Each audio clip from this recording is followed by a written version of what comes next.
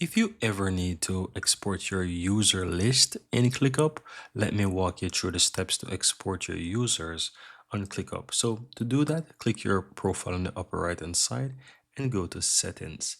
Now on the left hand side, click on people. And here you'll find all the list of users that you have, right?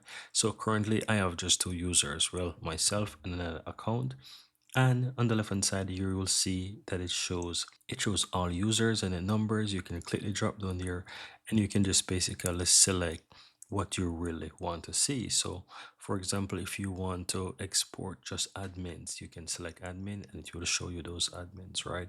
If you want to see members, it will show. If you want to see all, you will basically see that as well if you select all users.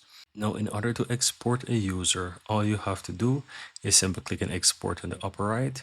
And this is going to give you a pop-up. It says that you need to upgrade to the enterprise to unlock this workspace user export feature.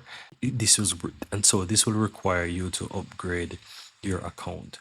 But that's how you would be able to export those user profiles on ClickUp.